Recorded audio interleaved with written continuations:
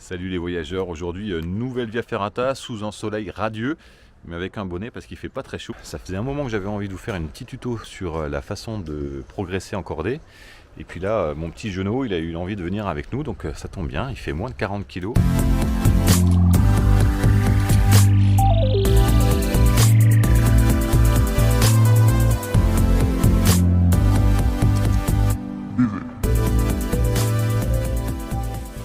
Et comme il fait moins de 40 kg, il n'a pas un kit de Via. Il a simplement une double longe, il n'y a aucun absorbeur d'énergie là-dessus.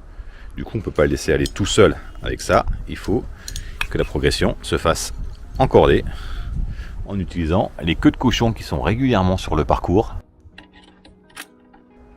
L'idée de la progression corde tendue, c'est de toujours avoir entre le leader, celui qui est devant, et le second, celui qui est derrière, au moins une queue de cochon minimum. S'il y en a un petit peu plus, c'est bien. Si vous en faites encore plus que deux, ça va demander à avoir pas mal de longueur de corde entre vous. Sur les parties horizontales, comme ici, la corde se justifie un petit peu moins dans la mesure où s'il y a chute, ça va être assez rapide l'arrêt par rapport à une verticalité. Mais on ne défait pas une corde quand elle est mise. Donc là, on va continuer notre progression, même si c'est horizontal. Vous savez que régulièrement, il y a des queues de cochon qui vous permettent d'encorder les gens. Et c'est obligatoire si vous êtes avec un débutant, quelqu'un qui ne se sent pas bien, quelqu'un qui fait moins de 40 kg ou quelqu'un qui fait plus de 120 kg. Pourquoi tout ça? Parce qu'entre 40 et 120, c'est ce que la norme dit de l'utilisation du kit de Via Ferrata. Pour la mise en place de la queue de cochon, c'est très simple. On vient passer la corde par-dessus, on passe à l'intérieur de la boucle et on se retrouve quasiment à l'intérieur d'un anneau. Le second, quand il va avoir besoin de passer, il aura juste à faire le cheminement inverse de la corde pour libérer la corde et pouvoir continuer d'évoluer. Tant qu'il y a toujours une queue de cochon entre nous, tu peux défaire. Si jamais vous devez emmener des débutants sur cette Via Ferrata, elle n'est pas équipée de queue de cochon, uniquement de plaquettes dans lesquelles il faudra mettre des dégaines si vous avez besoin de faire un cheminement encordé.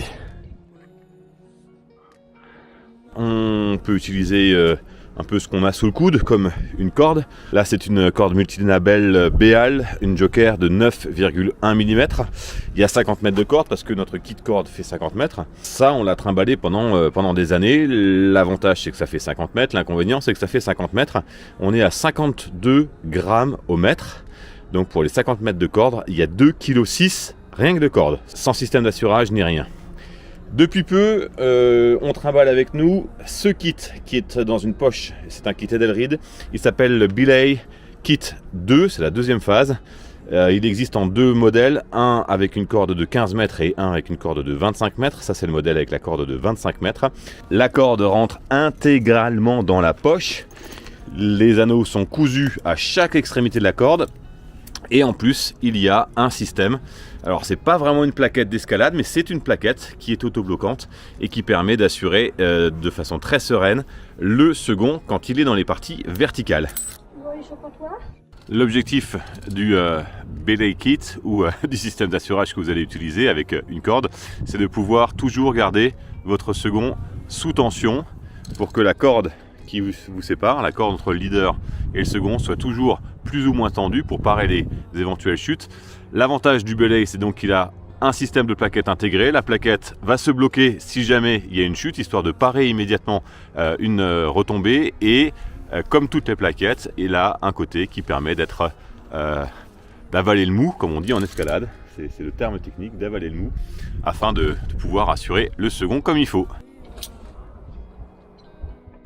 Ce kit s'attache directement au baudrier et vous avez vos 15 ou 25 mètres de corde disponibles sur vous sans avoir à faire d'anneau de buste, contrairement à ce type de système. C'est plutôt pratique, on s'en est déjà servi 2-3 fois pour accompagner des enfants et pour faire des sauvetages. Une fois que vous avez estimé la longueur nécessaire entre vous et votre second, ça va dépendre un peu de l'espacement des queues de cochon sur ce type de Via Ferrata. Et bien vous faites un petit nœud de 8 noué. Si vous ne savez pas faire, je vous mets en haut dans la vidéo un petit lien et ce nœud de 8, vous l'attachez sur un mousqueton directionnel. Hop, de façon à ce que ça ne se balade pas. Et là, on a à peu près le même type de configuration que si on avait un anneau de buste comme les alpinistes. C'est pas un sac de couchage, c'est un sac à cordes. Ce qui est plutôt pratique si vous avez besoin de progresser en cordée, c'est d'avoir une longe qui va vous permettre de vous poser dans votre baudrier sans avoir à solliciter vos longes de Via Ferrata. Parce qu'en progression en cordée, il y a quand même souvent des moments où on est un peu obligé d'attendre le second. Donc de vous pouvoir être bien à l'aise, bien serein pour progresser, c'est quand même un vrai avantage. Voilà. Fais attention à ce que la corde elle s'entortille pas trop autour de tes longes. Hein.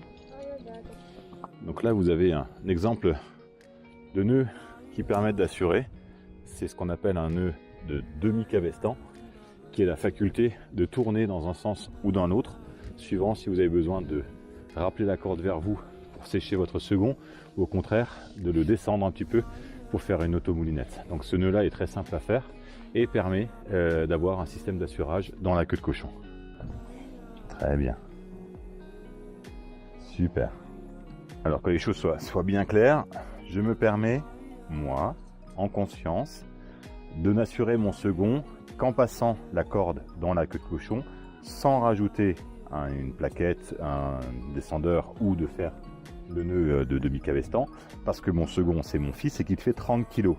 Avec les 3 points de fraction ou les 2 points de fraction qui sont entre nous et son poids, j'arrive sur cette corde à le retenir simplement en freinant la corde ici. Si la personne que j'accompagne est plus grande, plus grosse aussi, et qu'il y a un rapport, une différence de poids minime entre nous deux, il faudra dans ce cas-là mettre une plaquette, un descendeur, un gris-gris ou quelque chose qui soit bloquant sur votre phase d'assurage. Je sais pas encore, non. Dans le cas d'une descente, comme il faut pouvoir assurer le second, eh bien c'est le seul moment où il va vous passer devant, de façon à pouvoir contre-assurer depuis le haut avec la corde. Et une fois que le passage de descente est derrière vous, eh bien vous continuerez à avancer en leader. Allez, tu peux avancer. Alors on va pas se mentir, du fait de toutes ces manœuvres qui sont à réaliser, cet enchaînement de cordes à poser et à retirer, la progression en cordée est nettement plus longue qu'une progression normale. Donc c'est à prendre en compte dans le calcul de votre itinéraire et le temps que vous allez y accorder.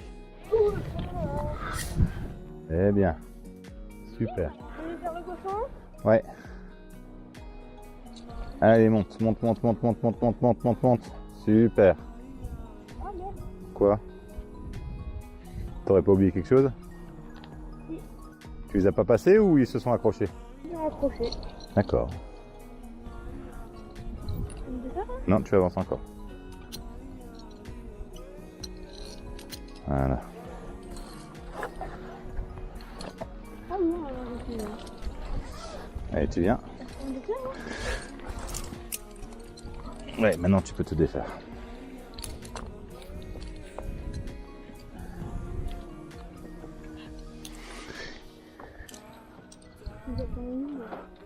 Bah, où tu veux. Tu veux faire une sieste dans l'herbe? Allez.